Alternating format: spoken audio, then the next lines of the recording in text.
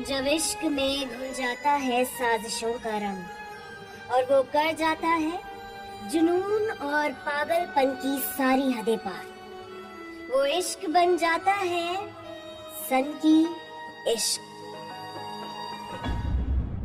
हिमाचल प्रदेश के धर्मशाला शहर का एक छोटा सा गांव टिकरी ऊंची पहाड़ियों और देवदार के पेड़ों से घिरा हुआ था। पहाड़ी इलाकों में अक्सर रात का सन्नाटा कुछ ज्यादा ही शांत हुआ करता है, लेकिन आज रोने और चीखने की आवाजों ने गांव के माहौल को दहशत से भर दिया था।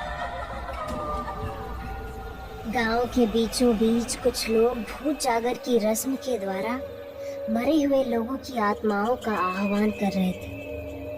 उन आत्माओं के जरिए वो इस इलाके में बेकसूर लड़कियों की जघन्य तरीके से हो रही हत्याओं के रहस्य का पर्दाफाश करना चाहते थे। ढोल और मंजीरों के साथ कुछ लोग मंत्रों का जाप कर रहे थे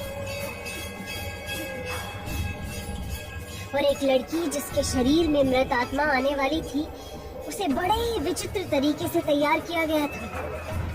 पूरे चेहरे पर लाल सिंदूर का लेप, बिखरे हुए बाल, काले रंग के कपड़े, उसके चेहरे के हाव भाव सामान्य लोगों से अलग थे। आंखें जैसे आग उगल रही थी। भूत जागर की रस्म शुरू होने के साथ ही लड़की की गर्दन टेढ़ी हो गई और उसने चीखते हुए कहा, मार डाला, उसने मुझे मार डाला। वहीं कुछ दूरी पर एक पेड़ के पीछे छुपकर चंबा गांव की एक लड़की गौरी अपने बॉयफ्रेंड राघव के साथ ये सब देख रही थी। गौरी और राघव दोनों ने ही अपने चेहरे पर मास्क पहना हुआ था, ताकि अगर उन्हें कोई वहां देख भी ले तो पहचान न सके। गौरी राघव को भूत जागर की रस्म दिखाने लाई थी। गौरी राघव को वहां से वापस चलने के लिए कह रही थी, लेकिन राघव गौरी को परी टिब्बा नाम की एक जगह पर लेकर जाना चाहता था। परी टिब्बा को रात में भूतों और आत्माओं का अड्डा कहा जाता था। इसी वजह से वो जगह काफी खौफनाक थी। राघव के बार बार जिद करने पर भी जब गौरी ने उसकी बात नहीं मानी, तो राघव ने गौरी के बेहद करीब जाकर उसे अपनी बाहों में भर लिया और उसकी जुल्फों से खेलते हुए एकदम रोमांटिक अंदाज में उसे प्यार से मनाने की कोशिश की। लेकिन गौरी किसी भी हालत में राघव के साथ वहां जाने के लिए तैयार न थी। जब कोई तरीका काम नहीं आया, तो राघव ने गौरी से दूर जाकर एक रूठे हुए आशिक की तरह कहा, जाने दो फिर, इसका मतलब तुम मुझसे प्यार ही नहीं करती। राघव ने गौरी को अपना प्यार साबित करने पर मजबूर कर दिया था। वो राघव के प्यार की खातिर किसी भी हद तक जाने को तैयार थी। इसलिए डर लगने के बावजूद भी उसने राघव से कहा, अगर बात प्यार की है ना राघव, तुम्हारे लिए तो मैं कुछ भी कर सकती हूँ। गौरी की बात सुनकर राघव के चेहरे पर मुस्कुराहट आ गई। न चाहते हुए भी गौरी राघव के साथ परी टिब्बा की तरफ चल पड़ी। वहां पहुंचकर गौरी ने देखा, चारों तरफ आधे जले हुए पेड़ नजर आ रहे थे। जमीन पर चारों तरफ राख ही राख फैली पड़ी थी। उन आधे जले पेड़ों के पत्तों से आ रही आवाज बेहद डरावनी थी और किसी बुरे साए के आसपास होने का एहसास करवा रही थी। राघव ने दोनों हाथों को हवा में फैलाते हुए अजीब ढंग से कहा, इस जगह के बारे में बहुत कहानियां सुनी है मैंने। यहाँ दिन में भी भूत भटकते हैं। उस जगह का नजारा देखकर गौरी की आंखों में खौफ दिखने लगा था। उसने धीरे से कहा, ये सब मैं नहीं मानती और तुम्हें भी इन सब बातों पर ध्यान नहीं देना चाहिए। राघव ने शरारत भरी मुस्कुराहट के साथ जवाब दिया, ठीक है, अगर तुम्हें ऐसा लगता है तो आज मैं तुम्हें प्रूव करके दिखा दूंगा कि यहाँ पर भूत रहते हैं या नहीं। और इतना कहकर राघव खिलखिलाकर हंस पड़ा। राघव के हंसने की आवाज ने उस सन्नाटे में दहशत भरा माहौल पैदा कर दिया। गौरी ने कसकर राघव का हाथ पकड़ लिया। राघव ने सामने मौजूद गहरी खाई की तरफ इशारा करते हुए गौरी को बताया, ये जो खाई है ना, मरे हुए लोगों का घर है। जो लोग बेवक्त और अकाल मौत मर जाते हैं ना, उनकी आत्माएं इसी खाई में रहती हैं। और देखो, ऊपर आसमान में चांद देखो। आज पूनम की रात है। आज तो मैं तुम्हें आत्माओं से मिलवा ही दूंगा। गौरी ने एक नजर आसमान की तरफ देखा। अचानक ही चांद पर काले बादल छाने लगे। गौरी का डर अब बढ़ने लगा था। इस बार गौरी ने अपने डर को काबू में किया और राघव के एकदम पास जाकर उसके होठों पर धीरे से किस करते हुए कहा, प्लीज राघव, मान जाओ ना। गौरी के किस के जवाब में राघव ने उसे कसकर अपनी बाहों में भर लिया और पूरी शिद्दत के साथ उसके होठों को चूमने लगा। इस वक्त गौरी पूरी तरह से राघव के प्यार में डूब चुकी थी। राघव ने धीरे से गौरी से दूर हटते हुए कहा, अब मैं इस खाई में कूद जाऊंगा, लेकिन मुझे कुछ नहीं होगा। गौरी ने राघव का हाथ पकड़कर उसे रोकते हुए कहा, अगर तुम्हें कुछ हो गया तो? राघव ने एक बार फिर से गौरी को धीरे से चूमा और उसके कानों में कहा, जिसके साथ उसका प्यार हो, उसका कोई कुछ नहीं बिगाड़ सकता। तुम हो ना मेरे साथ? गौरी ने राघव को रोकने की बहुत कोशिश की, लेकिन राघव गौरी की बात सुनने को तैयार ही न था। उसने गौरी को अपनी कसम दी और खुद से दूर एक चट्टान पर जाकर बैठने के लिए कहा। अब गौरी ने देखा कि राघव ने वहां पर खड़े खड़े कुछ मंत्र पढ़ा और पलक झपकते ही खाई में छलांग लगा दी। अगले ही पल गौरी की चीख से पूरी वादियां गूंज उठी और वो पागलों की तरह राघव को पुकारने लगी। गौरी ने देखा पहाड़ी के किनारे पर राघव का मांस था और उसके जूते। राघव! राघव! कहाँ हो तुम? प्लीज वापस आ जाओ। लेकिन वहां पर राघव का कोई नामो निशान न था। बस गौरी के चीखने की आवाजें पहाड़ों से टकराकर वापस लौट रही थी।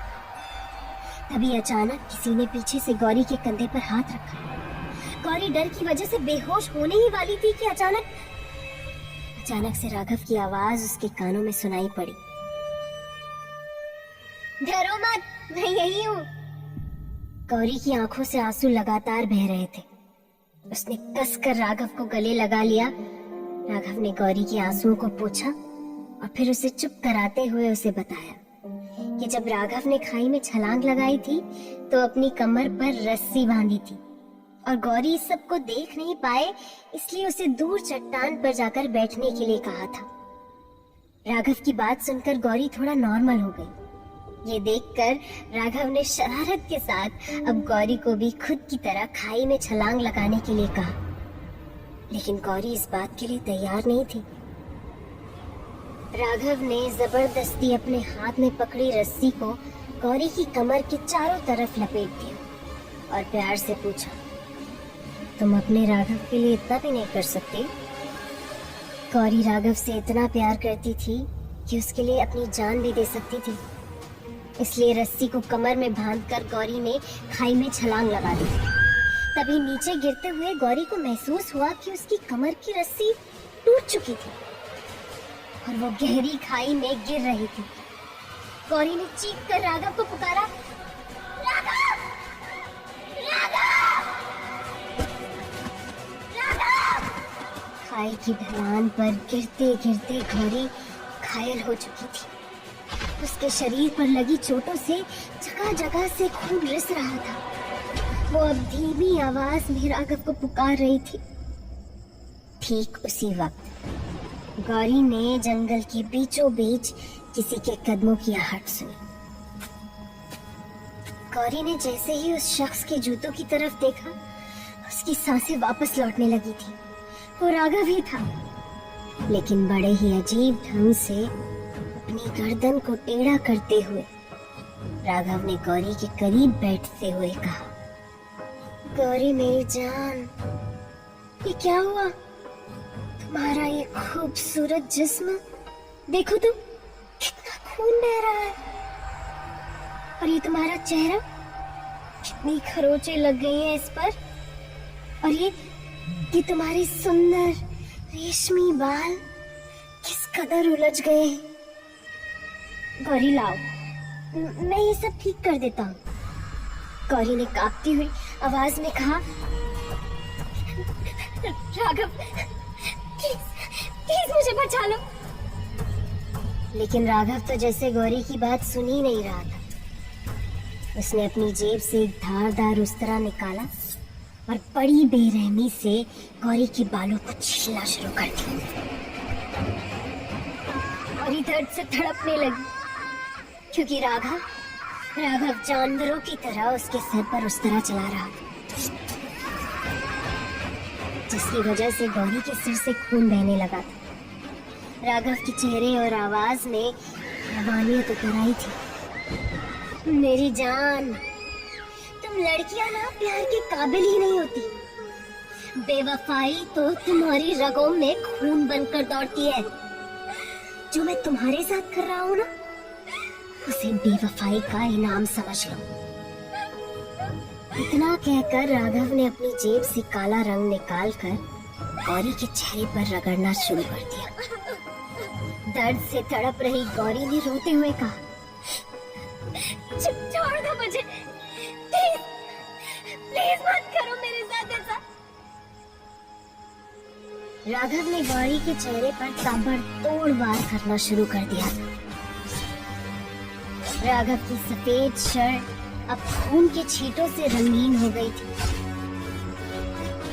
उसने अपने कंधों तक लंबे बालों को अजीब ढंग से झटका और फिर अपने चेहरे पर लगे नकाब पर से खून की छींटों को पोंछा और अपने नकाब को निकालकर फेंकते हुए कहा, इस बेवफाई ने क्या रंग दिखाया है। मुझे खुद अपने ही प्यार का कातिल बनाया है। रोंगटे खड़े कर देने वाली एक खतरनाक सी सीटी की आवाज बजाते हुए राघव जंगल की उस धुंध में कहीं ओझल हो गए। वो इस बात से बेखबर था कि गौरी मरी नहीं थी। उसकी सांसें अभी भी चल रही थी। आखिर क्यों राघव ने एक मासूम लड़की की जान ले ली? क्या जघन्य तरीके से हो रही सारी हत्याओं के पीछे राघव का ही हाथ था?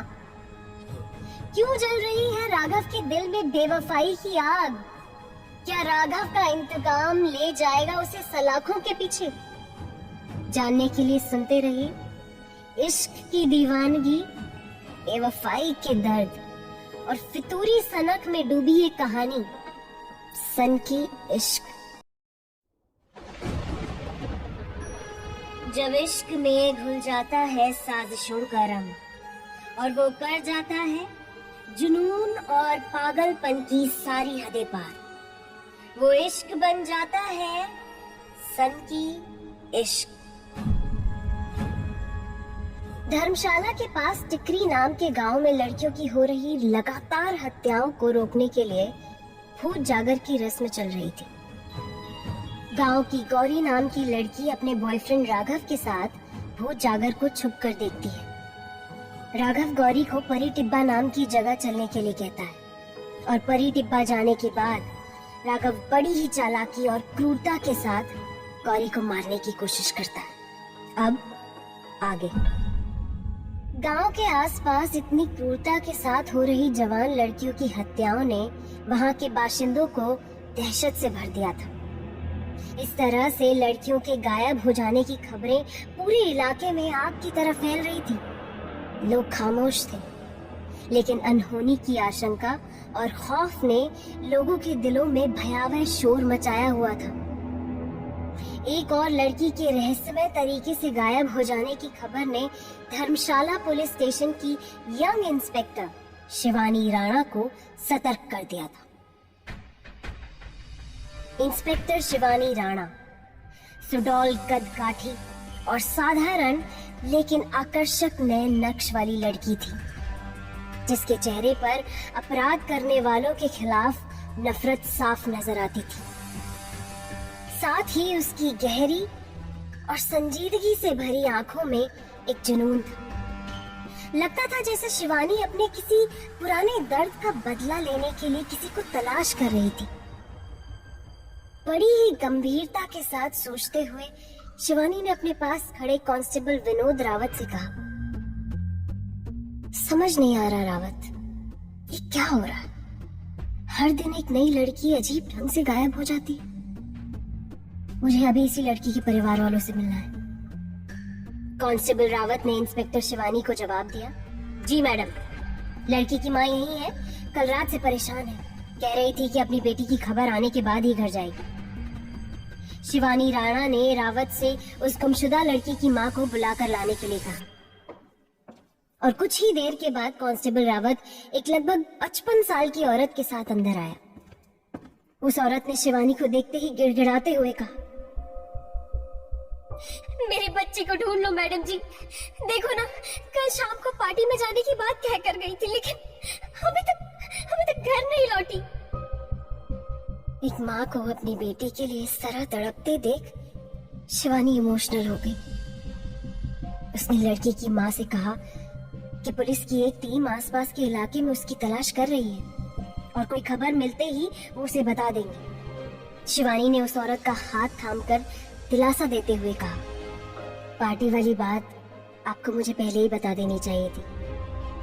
खैर कोई बात नहीं, अब मैं खुद आपकी बेटी को ढूंढने जा रही हूँ, आप अभी घर जाइए। इंस्पेक्टर शिवानी राणा फुर्ती से अपने ड्राइवर और कांस्टेबल विनोद रावत के साथ केस की जांच पड़ताल के लिए निकल पड़ी। धर्मशाला के टेढ़े मेढ़े पहाड़ी रास्तों पर दौड़ती शिवानी राणा की जीप चप्पे चप्पे पर लड़की की तलाश कर रही थी। शिवानी ने ड्राइवर से रॉकी नाइट क्लब की तरफ चलने के लिए कहा। रावत ने हैरानी से पूछा, रॉकी नाइट क्लब? क्यों मैडम? शिवानी ने मुस्कुराते हुए जवाब दिया, रावत, इस उम्र में लड़के लड़कियां रात को कहाँ पार्टी कर सकते हैं? अब ये भी मुझे तुम्हें बताना पड़ेगा क्या? रावत भी शिवानी की बात सुनकर हंस पड़ा और कुछ देर के बाद जब वो लोग रॉकी नाइट क्लब के अंदर पहुंचे तो उन्होंने सीधा मैनेजर से बीती रात की पार्टी के फुटेज निकालने को कहा।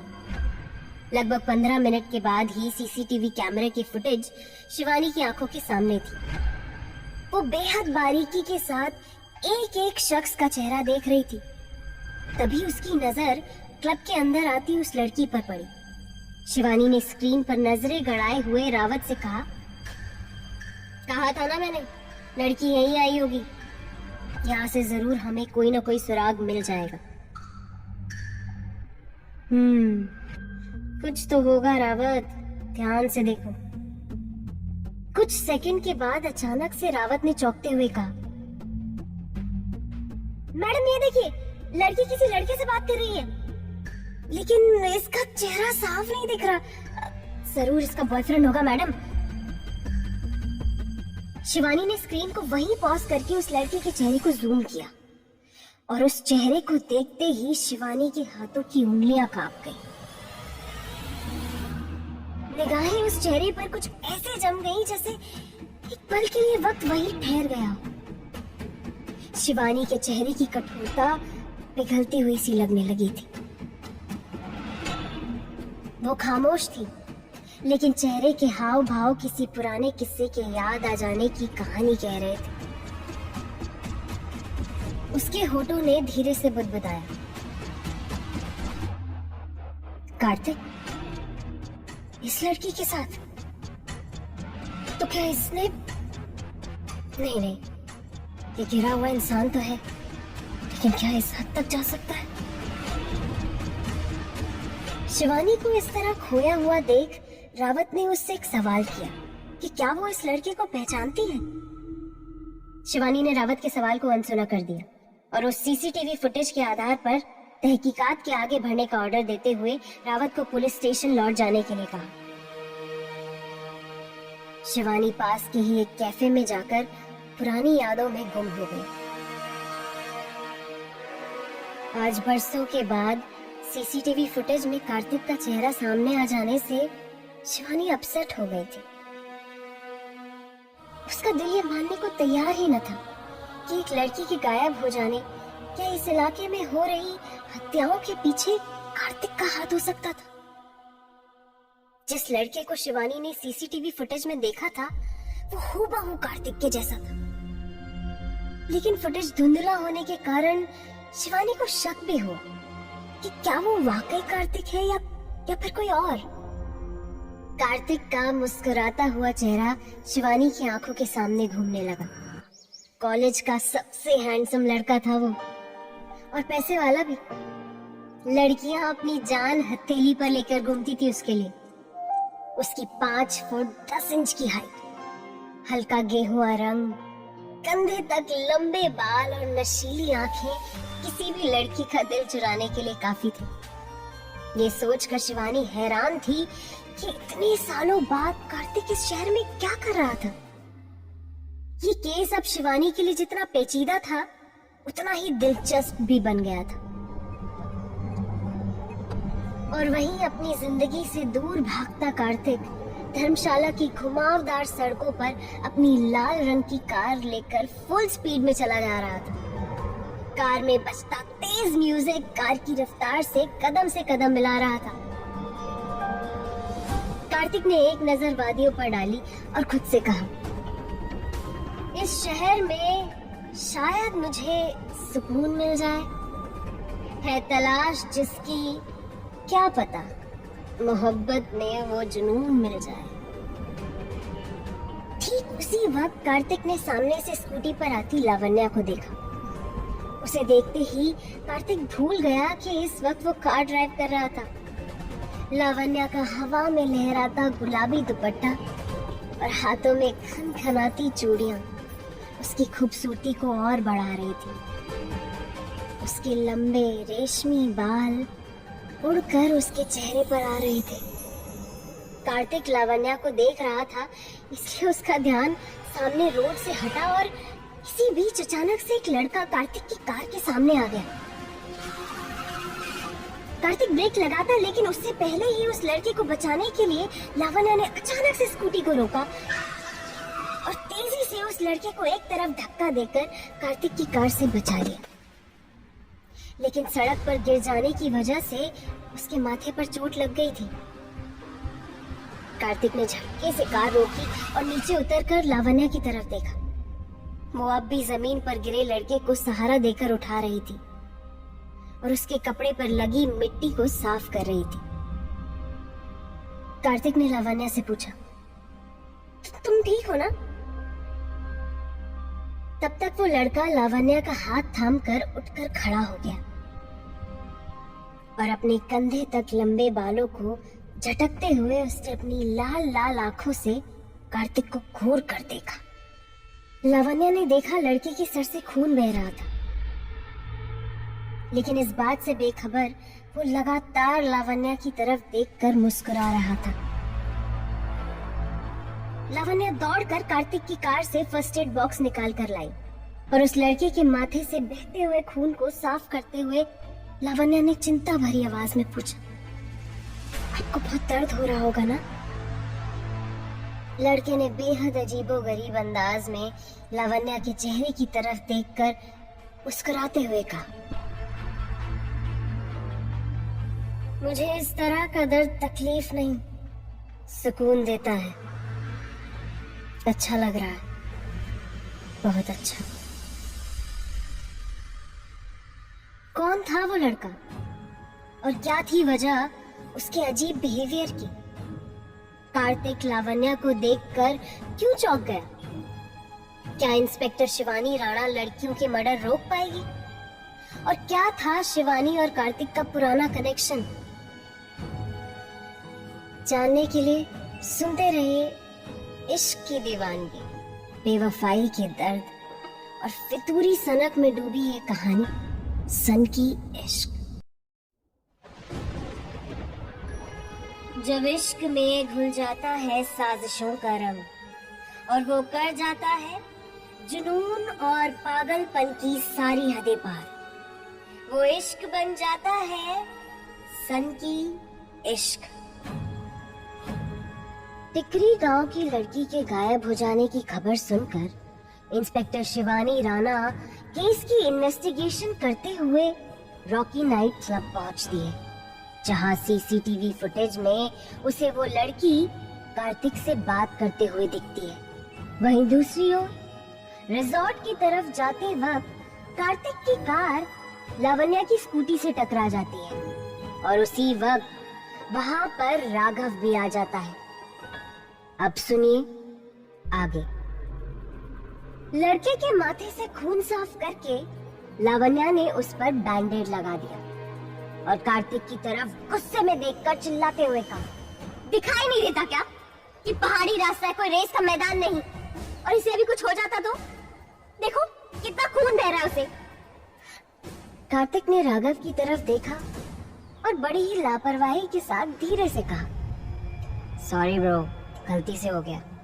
कार्तिक की बात सुनते ही उस लड़के ने अपने लंबे बालों में हाथ फेरा और फिर अपनी कलाई पर लिपटे मोटे काले धागे को दूसरे हाथ की उंगलियों से घुमाते हुए गुस्से में कहा, ब्रो नहीं, राघव, राघव नाम है मेरा, और कोई मुझे किसी और नाम से बुलाए मुझे मंजूर नहीं। राघव कार्तिक की ही उम्र का एक हैंडसम दिखने वाला लड़का था जो उस इलाके में टूरिस्ट गाइड का काम करता था। राघव के आकर्षक नए नक्श, गेहुआ रंग और उसका गठीला शरीर लड़कियों को पहली नजर में ही दीवाना बनाने के लिए काफी थे।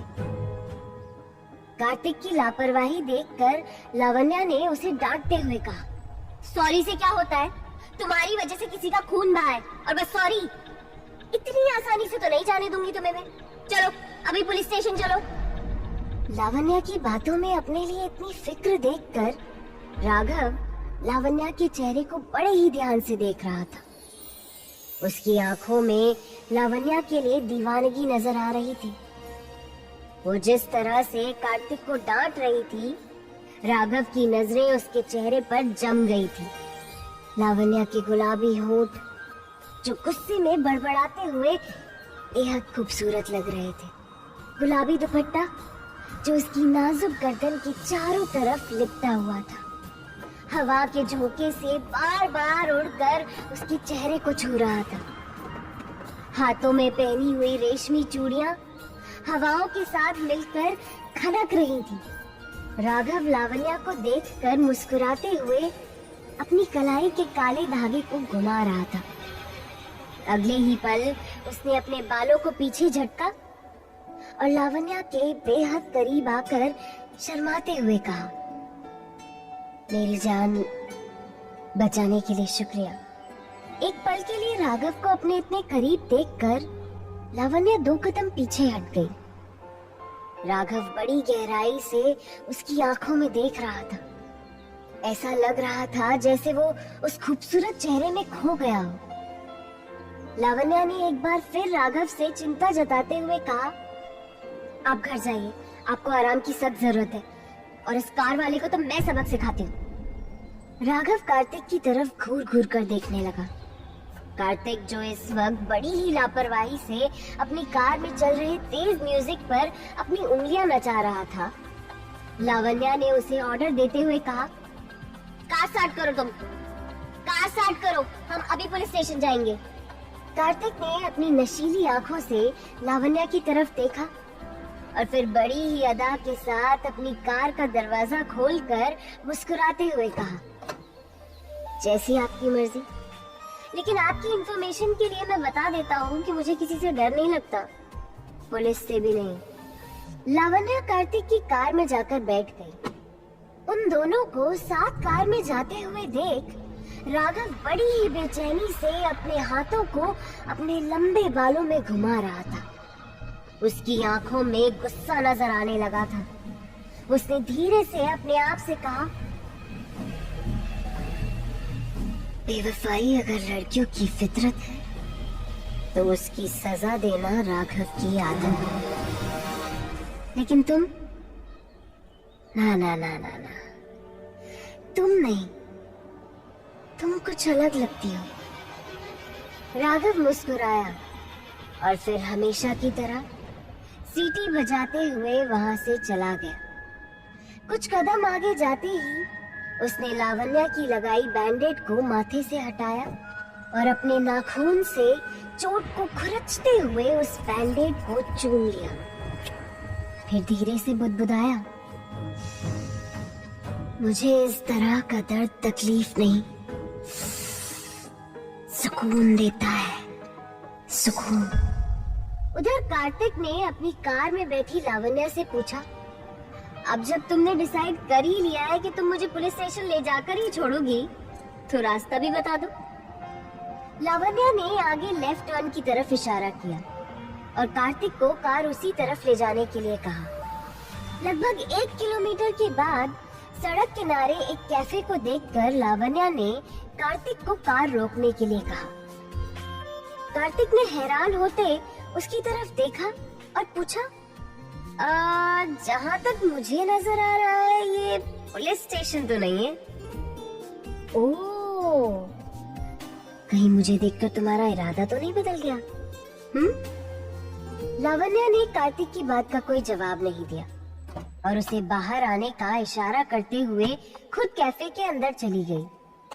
वो कैफे पहाड़ी के किनारे बना हुआ था। शाम धीरे धीरे ढलने लगी थी और इसलिए अब उस कैफे में इक्के दुक्के लोग ही थे। आसमान में घने बादल छाए हुए थे। लावण्या कैफे के पीछे की तरफ बने हुए ओपन एरिया में जाकर बैठ गई। कार्तिक अपनी कार को पार्क करके जैसे ही लावण्या के पास पहुंचा, उसने बिना पीछे देखे प्यार भरी आवाज में कहा, मिस्टर कार्तिक शर्मा, इतने दिनों के बाद बिना बताए अचानक धर्मशाला में, कुछ बताया क्यों नहीं? लावण्या की बात सुनते ही कार्तिक हंसने लगा और पलटकर उससे सवाल किया, क्या मैं जान सकता हूँ कि तुमने उस लड़के ओह सॉरी, मेरा मतलब है राघव के सामने मुझे पुलिस के हवाले करने का नाटक क्यों किया? मिस लावण्या नेगी। लावण्या ने कार्तिक की तरफ देखा और बड़े ही प्यार से जवाब दिया, क्या करती बेटू, मैं तो बचपन की दोस्ती निभा रही थी। एंड तुम्हें तो मुझे थैंक यू बोलना चाहिए कि बचा लिया। अगर वो लड़का सच में तुम पर कोई केस कर देता तो? लावण्या कार्तिक को बेटू के नाम से बुलाती थी। ये नाम कार्तिक को उसकी माँ ने बचपन में बड़े ही प्यार से दिया था और लावण्या कार्तिक को बचपन से ही चिढ़ाने के लिए हमेशा इसी नाम से बुलाती थी। धीरे धीरे ये लावण्या की आदत बन गई, लेकिन आज कार्तिक ये नाम सुनकर चुप हो गया। लावण्या को अजीब लगा। उसने कार्तिक से पूछा, क्या हुआ बेटू, हमेशा तो तुम ये नाम सुनते ही चिढ़ जाते थे, लेकिन आज इतने इमोशनल क्यों लग रहे हो?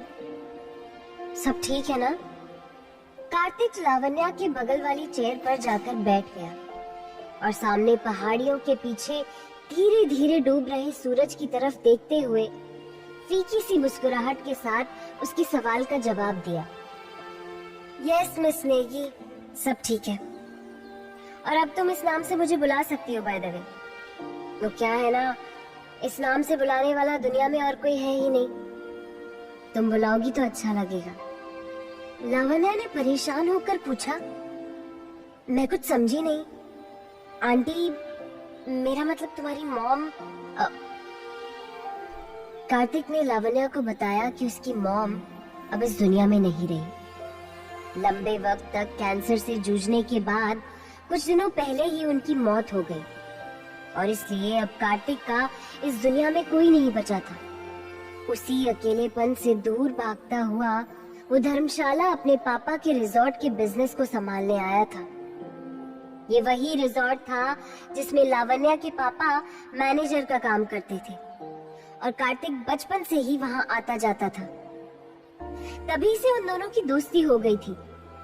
लेकिन कार्तिक के पापा की कुछ साल पहले एक रोड एक्सीडेंट में मौत हो जाने के बाद से कार्तिक धर्मशाला नहीं आया था। लावण्या से बातें करते करते अचानक कार्तिक को याद आया कि रिजॉर्ट जाने से पहले उसे किसी से मिलना था। उसने लावण्या से सीधे रिजॉर्ट में ही मिलने के लिए कहा और अकेला अपना काम निपटाने निकल गया। लावण्या और कार्तिक कैफे से बाहर जा चुके थे। उनके जाते ही राघव लपक कर उस टेबल के पास पहुंचा जहां लावण्या का झूठा कॉफी मग रखा था। और जिसके किनारे पर लावण्या की गुलाबी लिपस्टिक का हल्का सा निशान था। राघव ने बड़ी ही हसरत के साथ उस निशान पर उंगलियां फिराते हुए कहा, मैं तुम्हारे करीब आ रहा हूँ।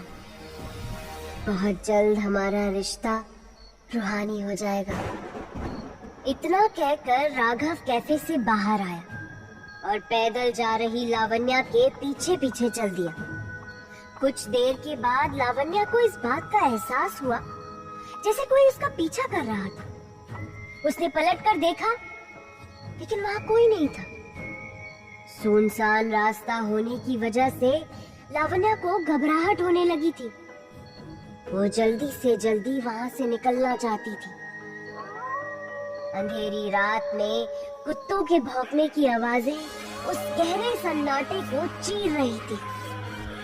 बार बार पीछे पलट कर देखते हुए लावण्या तेज कदमों से आगे बढ़ रही थी। तभी एक सुनसान गली के मोड़ पर अचानक से उसके कदम ठहर गए। उसने एक परछाई को अपनी तरफ आते हुए देखा। दूर से इस परछाई को देखते ही उसे लगा जैसे वो कार्तिक था। लावण्या ने उसे आवाज देते हुए पूछा, कार्तिक, तुम हो क्या? हाँ? कार्तिक? लेकिन लावण्या का पीछा कर रहे राघव ने उसके सवाल का कोई जवाब नहीं दिया और झटके से एक पेड़ की आड़ में छुप गया। ठीक उसी वक्त राघव का फोन बज उठा, जिसकी आवाज सुनकर लावण्या को इस बात पर यकीन हो गया कि वाकई में कोई तो था जो लगातार उसका पीछा कर रहा था। वो अपने घर की तरफ पलटी और हड़बड़ाकर तेजी से कदम बढ़ाते हुए जल्द से जल्द उस 5 मिनट की दूरी को तय करने की कोशिश करने लगी। राघव ने तुरंत अपना फोन साइलेंट किया और आंखों से ओझल होती लावण्या की तरफ दबे पांव तेजी से बढ़ने लगा। राघव के हाव भाव किसी भयानक अनहोनी की तरफ इशारा कर रहे थे। कुछ देर के बाद कैफे में बैठी इंस्पेक्टर शिवानी के मोबाइल पर रावत का कॉल आया और उसने शिवानी को बताया, मैडम एक लाश मिली है, जवान लड़की की। बहुत दरिंदगी से मारा है किसी ने। आप जल्दी से परी टिब्बा आ जाइए। क्या सुनसान सड़क पर अकेली भागती लावण्या बन गई राघव की दरिंदगी का शिकार? एक सनकी कातिल से हुई पहली ही मुलाकात बन जाएगी लावण्या के लिए एक खौफनाक मौत। क्या सच में अपनी परेशानियों से भागकर धर्मशाला आया था कार्तिक, या छुपा रहा था वो एक गहरा राज? मोहब्बत के इस खतरनाक खेल में किसकी होगी जीत और कौन हार जाएगा अपनी जान की बाजी? जानने के लिए सुनते रहिए इश्क की दीवानगी, बेवफाई के दर्द और फितूरी सनक में डूबी ये कहानी, सन की इश्क। जब इश्क में घुल जाता है साजिशों का रंग और वो कर जाता है जुनून और पागलपन की सारी हदें पार, वो इश्क बन जाता है सन की इश्क। कार्तिक शर्मा की कार से लावण्या और राघव का एक्सीडेंट हो जाता है। लावण्या राघव के लिए परेशान होती है। कैफे में बैठकर कार्तिक लावण्या को अपनी माँ की मौत के बारे में बताता है। राघव अकेले ही पैदल रिजॉर्ट की तरफ जा रही लावण्या का पीछा करता है, जिससे लावण्या बहुत घबरा जाती है। शिवानी को एक लड़की की लाश मिलने की खबर मिलती है। अब सुनिए आगे। लड़की की लाश मिलने की खबर सुनकर इंस्पेक्टर शिवानी राणा ने कैफे के बाहर से ही ऑटो लिया और सीधा परी टिब्बा पहुंच गई। शाम का हल्का अंधेरा चारों तरफ धीरे धीरे अपने पैर पसार रहा था, जिसकी वजह से परी टिब्बा का वीरान माहौल अपने डरावने रूप में तब्दील हो रहा था। सन्नाटे को चीरती साए साए करती हवाएं उस जगह की मनहूसियत की कहानी सुना रही थी। जैसे ही शिवानी परी टिब्बा पहुंची कांस्टेबल रावत के चेहरे के हाव भाव देखकर वो कुछ समझ नहीं पाई। रावत के माथे पर पसीने की बूंदें थी और चेहरे पर घबराहट। एक कड़क मिजाज कांस्टेबल होते हुए भी उसके हाथ पैर थरथरा रहे थे। शिवानी ने चौंकते हुए पूछा, क्या हुआ रावत? डेड बॉडी देखकर तुम्हारे माथे से पसीना क्यों छूट रहा है? जवाब में रावत ने शिवानी को उस तरफ इशारा किया जहां पर पुलिस की टीम ने डेड बॉडी को सफेद कपड़े पर रखा हुआ था और पुलिस की कैमरा टीम हर एंगल से उसकी तस्वीर उतार रही थी। शिवानी ने जैसे ही उस लड़की की डेड बॉडी पर अपनी नजर डाली, झटके से अपना मुंह दूसरी तरफ फेरते हुए कहा, ओह माय गॉड, क्या सच में कोई इंसान इतनी दरिंदगी कर सकता है? कोई जंगली जानवर भी इस तरह की हैवानियत नहीं दिखाता जो इस लड़की को मारने वाले ने दिखाई है। लड़की की डेड बॉडी पर मक्खियां भिनभिना रही थी। उसके चेहरे पर धार-धार हथियार से इस कदर वार किए गए थे कि चेहरे को पहचानना मुश्किल हो रहा था। उसके सिर से बालों को पूरी तरह काट कर हटा दिया गया था। लड़की की छाती और चेहरे पर सबसे ज्यादा घाव थे। शरीर से खून पूरी तरह से बहकर जम चुका था, जिसकी वजह से शरीर पीला पड़ गया था। शिवानी ने नजर भरकर उस डेड बॉडी की तरफ देखा और फिर वहां से कुछ कदम दूर चलते हुए कांस्टेबल रावत से पूछा, इसके आसपास कुछ मिला? मेरा मतलब कुछ ऐसा जिससे हम लड़की की पहचान कर सके। रावत ने नाव में गर्दन हिलाते हुए जवाब दिया, नहीं मैडम, कुछ भी नहीं मिला। बस लड़की के शरीर पर कपड़े हैं, उसी के जरिए हम डेड बॉडी की शिनाख्त कर सकते हैं। एक बात अजीब है मैडम, जिस पोजीशन में बॉडी मिली है उसे लगता है कि जैसे लड़की ने जानबूझकर ऊपर पहाड़ी से छलांग लगाई है। रावत की बात को बीच में ही काटते हुए शिवानी ने गहराई से सोचते हुए कहा, लेकिन फिर सवाल ये उठता है कि खुदकुशी के केस में इतनी बेरहमी से लगे घाव का क्या मतलब है? शायद छलांग लगाई नहीं, लगवाई गई है। अच्छा रावत, एक काम करो, वो जो औरत कल अपनी बेटी की गुमशुदगी की रिपोर्ट लिखवाने आई थी, उसे बुलाकर लड़की की शिनाख्त करवाओ और इसकी डेड बॉडी को पोस्टमार्टम रिपोर्ट के लिए भेजो। लड़की की डेड बॉडी को पुलिस थाने ले जाया गया और उस औरत को बुलाया गया जिसने अपनी बेटी के गायब होने की रिपोर्ट इंस्पेक्टर शिवानी के पास दर्ज करवाई थी।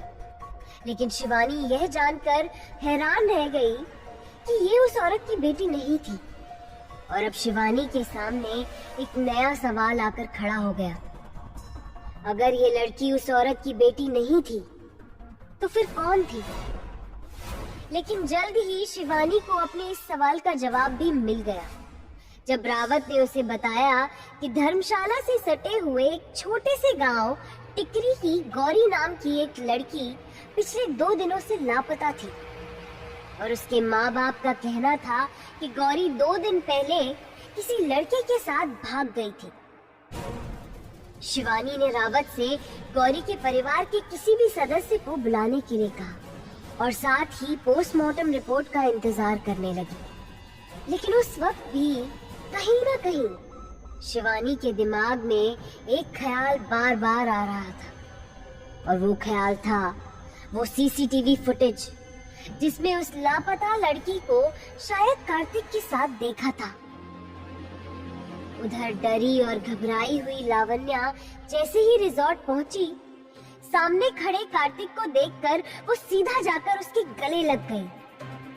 लावण्या पसीने से तरबतर थी, उसकी सांसें तेज चल रही थी। उसकी ऐसी हालत देखकर कार्तिक ने उससे इसकी वजह पूछी तो जवाब में लावण्या ने नजर उठाकर कार्तिक के चेहरे की तरफ देखा और कांपती हुई आवाज में बोली, मैं बहुत डर गई थी बेटू, मुझे लगा तुम हो, लेकिन कोई तो था वहाँ, मेरा पीछा कर रहा था। लावण्या का गला सूख गया था और दिल जोरों से धड़क रहा था। कार्तिक ने लावण्या से कहा कि वो अपना काम खत्म करके सीधा रिजॉर्ट आ गया था, लेकिन कोई अनजान शख्स लावण्या का पीछा कर रहा था। ये जानकर अब कार्तिक भी परेशान हो उठा। उसने लावण्या को संभालते हुए कहा, कि वो हमेशा उसकी हिफाजत करेगा और किसी भी मुसीबत को उसके करीब तक नहीं आने देगा। कार्तिक की बात सुनकर लावण्या के चेहरे पर राहत और होठों पर हल्की सी मुस्कुराहट आ गई। कार्तिक से ये कहकर कि उसे संभालने के लिए कुछ आराम की जरूरत है, लावण्या अपने कॉटेज की तरफ चली गई। वहीं दूसरी तरफ धर्मशाला के सरकारी अस्पताल में लड़की की डेड बॉडी और उसकी शिनाख्त करने के लिए गौरी के माँ बाप पहुँच चुके थे। जैसे ही मुर्दा घर में रखी लाश गौरी के माँ बाप ने देखी, उसकी हालत देखकर एक जोरदार चीख उनके मुंह से निकल गई। गौरी की माँ ने अपने दोनों हाथों से अपना कलेजा थाम लिया और दहाड़े मारकर रोते हुए कहा, मैं नोनी, ये मेरी नोनी नहीं है, मेरी नोनी, मेरी गौरी, मेरी बेटी कहाँ है? बड़ी मुश्किल से पुलिस वालों की मदद से गौरी की माँ को मुर्दा घर से बाहर लाया गया। गौरी का बाप पुलिस स्टेशन के बाहर जमीन पर बैठकर अपना सर घुटनों में रखकर छाती पीट पीट कर रो रहा था। शिवानी ने हवलदार से गौरी के माँ बाप को पानी पिलाकर उन्हें संभालने के लिए कहा और फिर उन्हें जरूरी पूछताछ के लिए अपने केबिन में बुलाया। एक तरफ अनजान लाश की शिनाख्त न हो पाने की वजह से ये केस और ज्यादा पेचीदा हो चुका था, तो वहीं एक दिन पहले गायब हुई गौरी का अभी तक ना मिल पाना शिवानी को एक नई मुश्किल में उलझा रहा था। राघव इस वक्त अपने छोटे से घर में अपने कमरे में बैठा था। उसका 2 कमरे वाला घर काफी पुराना और शहर के बाहरी हिस्से में बना हुआ था। आसपास बस कुछ ही घर बने हुए थे। राघव ने अपने माथे पर लगी चोट पर हाथ फिराया और फिर लावण्या की लगाई हुई बैंडेज को झटके से हटाकर उसे अजीब नजरों से घूरने लगा। देखते ही देखते राघव ने अपने पास में रखे एक नुकीले पत्थर से अपने माथे की चोट को बड़ी बेरहमी से खरोच दिया। घाव ताजा होने की वजह से खून टपकने लगा। राघव ने उस दर्द को अपनी आंखें बंद करके महसूस करना शुरू किया और फिर हाथ में पकड़ी बैंडेज को अपने होठों से चूम लिया। एक लंबी गहरी सांस भरते हुए उसने अपनी चोट से रिस कर होठों तक पहुंच चुकी खून की बूंद को अपनी जुबान से चाट लिया। उसकी आंखों में इस वक्त दरिंदगी थी। लग रहा था जैसे राघव अपनी चोट में हो रहे दर्द से सुकून पा रहा था। बंद आंखों से उसने धीरे से कहा, ये दर्द मुझे तकलीफ नहीं, सुकून देता है, सुकून। राघव झटके से अपनी जगह से उठ खड़ा हुआ और अपने कमरे की दीवार की तरफ देखने लगा। उस कमरे में एक दीवार पर कई जवान और सुंदर लड़कियों की तस्वीरें कतार में चिपकी हुई थी, जिन पर राघव ने एक काले मोटे धागे से क्रॉस का निशान बनाया हुआ था। ये ठीक वैसा ही धागा था जैसा राघव के हाथ पर बंधा था, लेकिन एक तस्वीर अभी भी ऐसी थी जिस पर क्रॉस नहीं था। राघव उस तस्वीर के पास गया और अपने होठों को उससे छूते हुए कहा, मेरी जान, मैं आ रहा हूँ, मेरा इंतजार करना। राघव तुमसे मिलने के लिए तड़प रहा है। इतना कहकर राघव ने अपने हाथ में बंधे धागे को दूसरे हाथ की उंगलियों से घुमाया और अपने बिस्तर पर आंखें बंद करके लेट गया। क्या राघव की दीवार पर वो तस्वीर लावण्या की थी? गौरी की लाश अगर मिल गई थी तो फिर दूसरी गायब हुई लड़की कौन और कहाँ थी? क्या शिवानी सुलझा पाएगी इन लाशों की गुत्थी को? क्या रंग लाएगी लावण्या की जिंदगी में कार्तिक की वापसी? जानने के लिए सुनते रहिए इश्क की दीवानगी, बेवफाई के दर्द और फितूरी सनक में डूबी ये कहानी सन की इश्क। जब इश्क में घुल जाता है साजिशों का रंग और वो कर जाता है जुनून और पागलपन की सारी हदें पार, वो इश्क बन जाता है सन की इश्क। परी टिब्बा पर मिली लाश की जांच करने पर पता चलता है कि लाश गौरी की थी। राघव कैफे में लावण्या और कार्तिक पर नजर रखता है। शिवानी ये सोचकर परेशान होती है कि अगर लाश गौरी की है तो लापता लड़की कहाँ है। राघव अपने कमरे में लगी एक लड़की की तस्वीर को देखकर उससे मिलने का प्लान बनाता है। अब सुनिए आगे। अगली सुबह धर्मशाला की खूबसूरत वादियां सूरज की किरणों से खिल उठी थी। कार्तिक अपने रिजॉर्ट में एक रात बिताने के बाद काफी रिलैक्स महसूस कर रहा था। अपने बड़े से आलीशान कमरे की खिड़की से पर्दे को हटाकर कार्तिक ने सुबह के सूरज की किरणों को देखकर एक लंबी सांस ली और फिर धीरे से कहा, क्या पता अब ये शहर मेरी जिंदगी में कोई नई कहानी लिख दे। वैसे भी पुराने सारे किस्सों को तो मैं मिटा ही चुका हूँ। तभी अपने कमरे के दरवाजे पर हुई दस्तक से कार्तिक का ध्यान उस तरफ गया। कार्तिक ने जैसे ही दरवाजा खोला तो देखा कि सामने लावण्या मुस्कुराते हुए खड़ी थी। लावण्या को तैयार देखकर कार्तिक ने पूछा, मिस नेगी, इतनी सुबह सुबह कहाँ जा रही हो?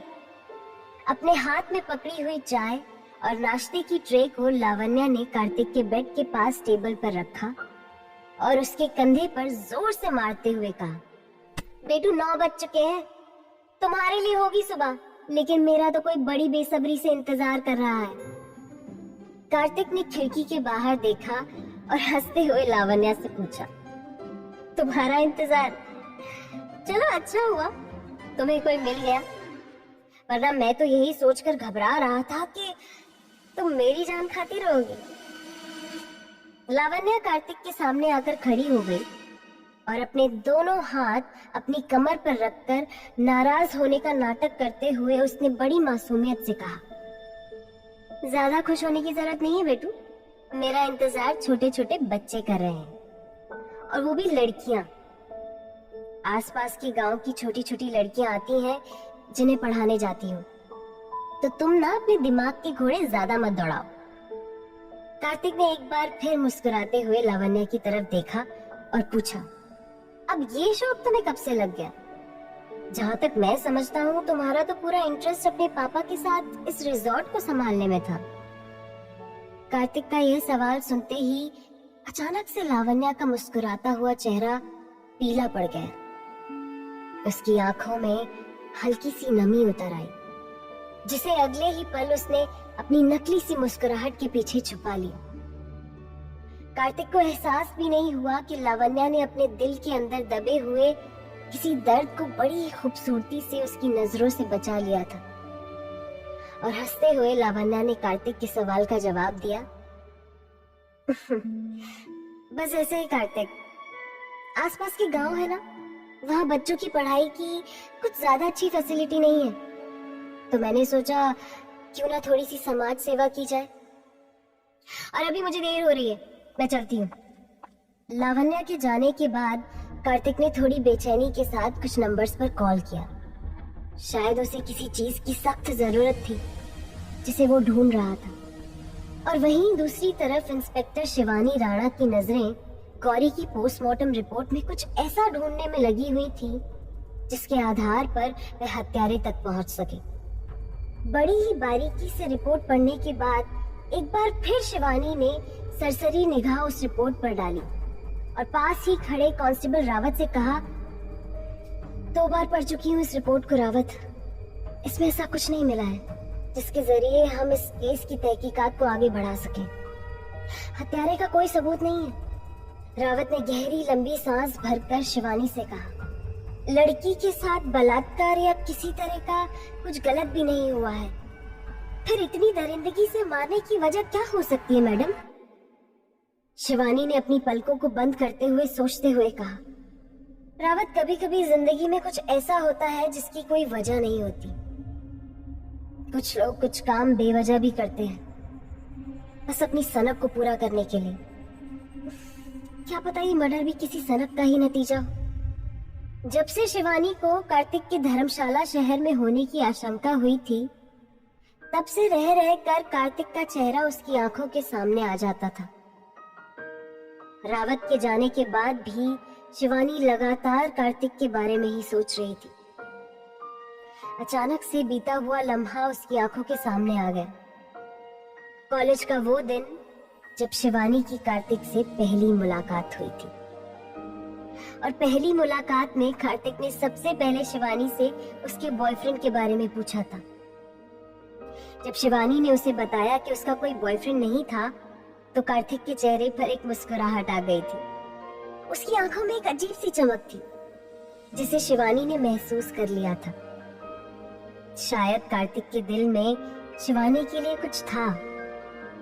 पुलिस स्टेशन में शिवानी अपने बीते वक्त की यादों में थी, और वहीं राघव उस लड़की की आवाज में गुम हो गया था जिससे वो इस वक्त फोन पर बातें कर रहा था। एक सप्ताह पहले धर्मशाला घूमने के लिए आई एक टूरिस्ट लड़की आयशा ने राघव को फोन करके कहा था कि अब वो अपने शहर वापस जा रही थी। उसकी बात सुनकर राघव ने बड़े प्यार से पूछा, तुम इस तरह मुझे छोड़कर चली जाओगी आयशा? मैं तुम्हारे बिना कैसे रहूंगा? राघव की बात सुनकर आयशा ने लापरवाही के साथ हंसते हुए जवाब दिया, What do you mean, Raghav? मुझे तो जाना ही था। मैं यहाँ धर्मशाला में हमेशा के लिए थोड़ा रहने आई थी।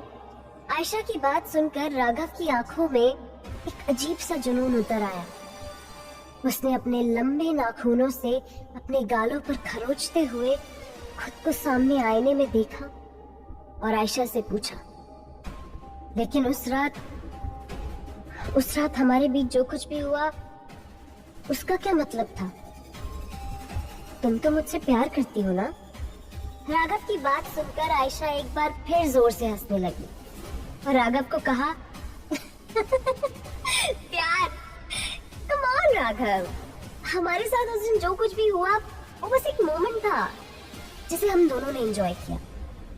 और देखो, आज रात मुझे निकलना है, पैकिंग भी करनी है। प्लीज अब तुम ज्यादा मत सोचो के।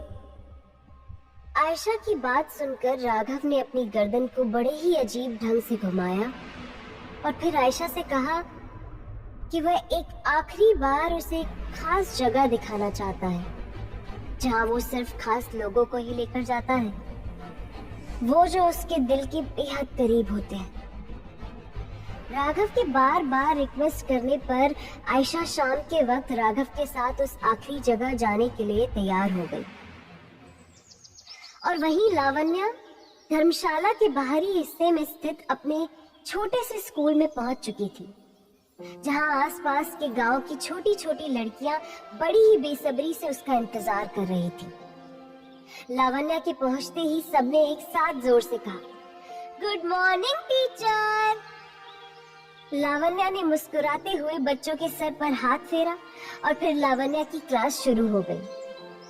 उसने ब्लैक बोर्ड पर चौक से एक लड़की का चित्र बनाया और बच्चों को समझाना शुरू कर दिया। आज लावण्या दीदी आपको गुड टच और बैड टच के बारे में बताएंगी। ओके बच्चों, अभी आप छोटे हैं तो आपको अगर कोई छूता है, आपके शरीर को हाथ लगाता है, तो आपको पता होना चाहिए कि वो आपको अच्छा लग रहा है या नहीं। जैसे जब आपकी माँ प्यार दुलार से हाथ लगाती है तो आपको अच्छा लगता है ना? सारी लड़कियां बड़े ध्यान से लावण्या की बातें सुन रही थी और लावण्या भी पूरी शिद्दत से उन्हें वह समझाने की कोशिश कर रही थी जिसके बारे में बात करने से अक्सर लोग कतराते हैं। लावण्या बच्चों को बता रही थी कि कैसे एक लड़की किसी के महज छूने से ये महसूस कर सकती है कि शरीर के किस हिस्से पर किसी अनजान इंसान का टच गलत होता है। ये समझाते हुए लावण्या ने बच्चों से छुपकर दुपट्टे से अपनी नम आंखों को पोंछ लिया।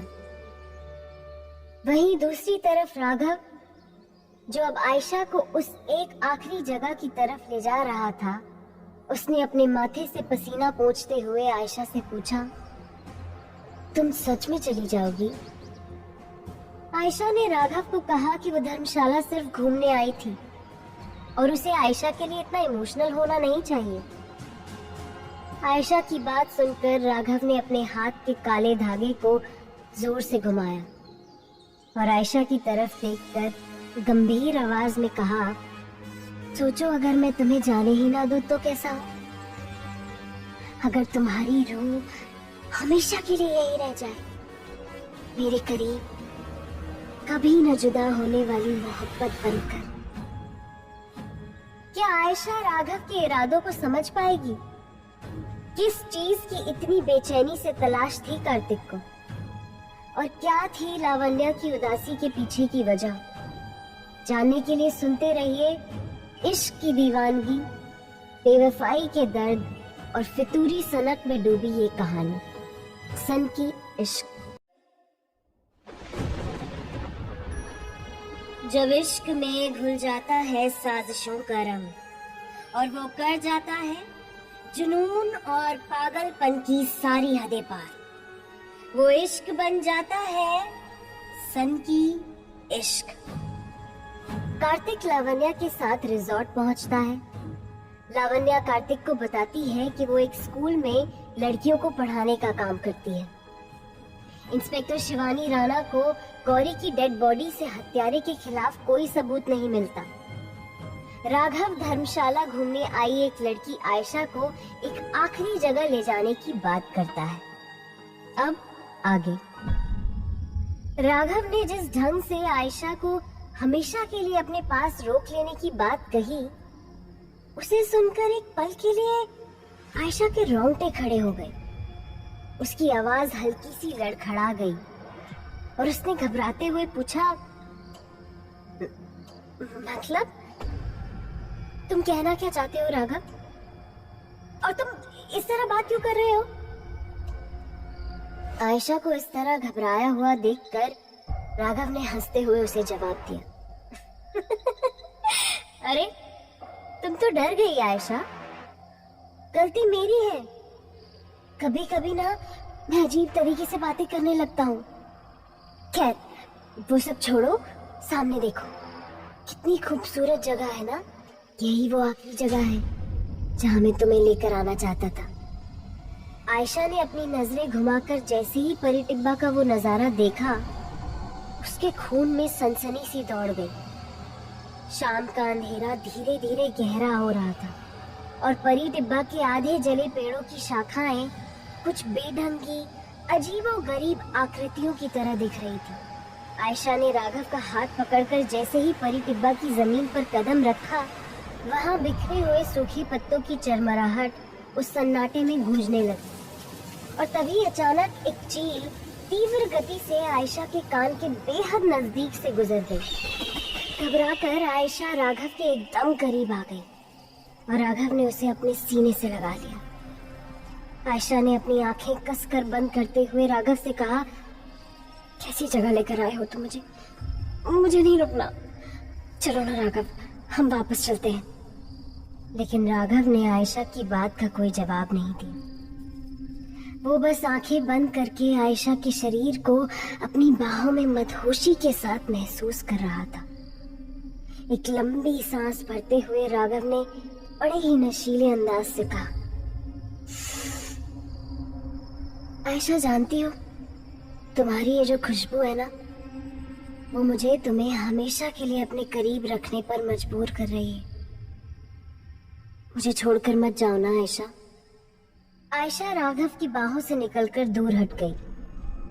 उसकी आंखों में गहराई से देखते हुए उसने राघव को फिर वही बात समझाई कि उन दोनों के बीच जो कुछ भी हुआ था वो बस कुछ दिनों का फन था। लेकिन राघव बार बार आयशा को अपने प्यार की दुहाई दे रहा था। इसके बाद भी जब आयशा ने जाने की बात कही तो राघव बड़े प्यार से मुस्कुराया। आयशा ने जब राघव की मुस्कुराहट की वजह पूछी तो राघव ने उसे बताया कि वो आयशा के लिए एक गिफ्ट लेकर आया था। ये सुनकर आयशा के होठों पर भी स्माइल आ गई थी। राघव ने आयशा को गिफ्ट देने से पहले आंखें बंद करने के लिए कहा। आयशा ने जैसे ही आंखें बंद की राघव ने एक बार फिर उसे अपने गले से लगाकर उसके गले में एक पेंडेंट पहना दिया। वो पेंडेंट एक काले मोटे धागे में बंधा था। पेंडेंट पहनाने के बाद राघव ने आयशा की नाजुक गर्दन को बड़े ही कामुक अंदाज में चूम लिया।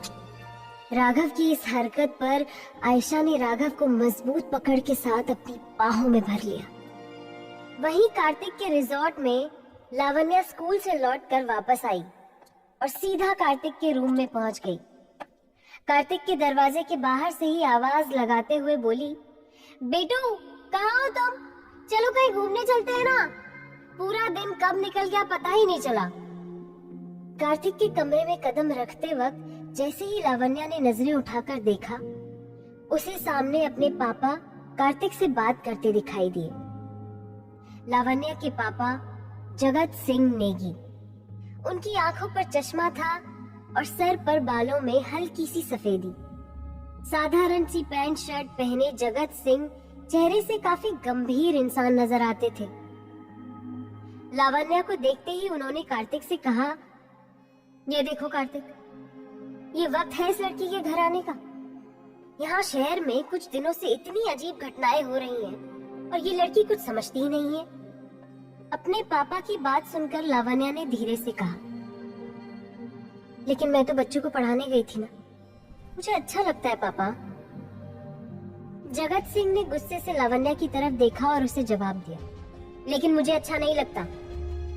यहाँ रिजॉर्ट है, करना है तो इसका काम करो। और वैसे भी लावण्या, तुम जो पढ़ाई उन बच्चों को पढ़ाती हो ना, वो मेरी समझ से तो बाहर है। इस तरह की बातें खुलेआम करना, अब तुम ही समझाओ कार्तिक से। इतना कहते हुए जगत सिंह बिना लावण्या की कोई बात सुने वहां से चले गए। लावण्या परेशान होकर वहीं कार्तिक के कमरे में बेड पर बैठ गई। कार्तिक ने जब लावण्या से जगत सिंह की नाराजगी की वजह पूछी तो लावण्या ने कार्तिक को बताया कि वो बच्चों को उन चीजों के बारे में एजुकेट कर रही है जिनके बारे में कोई भी उन्हें सही ढंग से नहीं सिखाता, और जिसकी वजह से कई बार कुछ बच्चों को शारीरिक शोषण का शिकार होना पड़ता है। कार्तिक लावण्या की बात से पूरी तरह सहमत था। उसने लावण्या से कहा कि वो जगत सिंह से इस बारे में बात करेगा।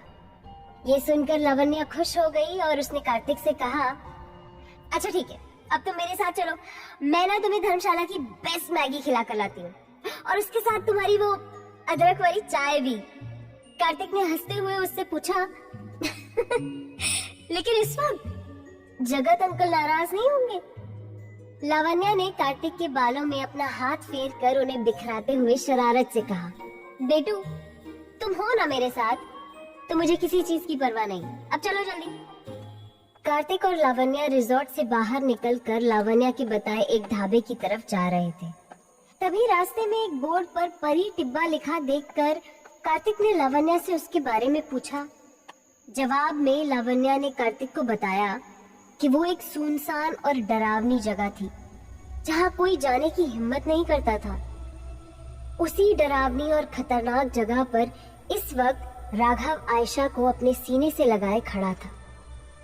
आयशा ने प्यार से पूछा, तुम मेरे लिए पेंडेंट लाए हो राघव? अब मुझे आंखें खोलकर देखने तो दो। राघव ने आयशा के कान में धीरे से कहा, इतनी क्या जल्दी है? पहले तुम्हारे जिस्म की ये नशीली खुशबू ठीक से मुझ में घुल तो जाने दो आयशा। इसके बाद तो तुम चली ही जाओगी हमेशा के लिए। और इतना कहते ही राघव ने अपनी जीन्स की पॉकेट से एक छोटा लेकिन तेज धारदार उस्तरा निकाला और आयशा की पीठ पर झटके से चलाकर उसके टॉप को चीर दिया। इस उस्तरे की नुकीली धार आयशा की पीठ को छूते हुए निकली और आयशा ने दर्द से चीख कर राघव से दूर हटने की कोशिश की, लेकिन राघव ने मजबूती से उसे पकड़ लिया और उसकी आंखों में देखा, फिर अपने होठों को आयशा के होठों पर रखकर उसकी आवाज को वहीं दबा दिया। आयशा दर्द से तड़पते हुए राघव की बाहों में छटपटा रही थी, लेकिन राघव उसे बेतहाशा और काफी हैवानियत के साथ छूमे जा रहा था। अगले ही पल मौका देखकर आयशा ने राघव के सर पर लगी चोट को अपने माथे से टक्कर देते हुए खुद को राघव की पकड़ से छुड़ा लिया। राघव ने जोर से हंसते हुए कहा,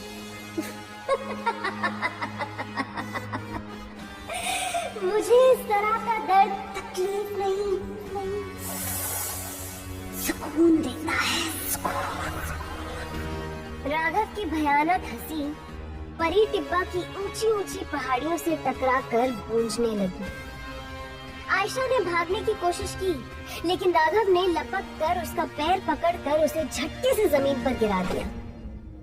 वहीं दूसरी तरफ पुलिस स्टेशन से घर लौट रही शिवानी राणा के हाथों से मोबाइल उस वक्त गिरते गिरते बचा जब उसने कार्तिक की लाल रंग की कार को परी टिब्बा के नजदीकी इलाके से गुजरते देखा।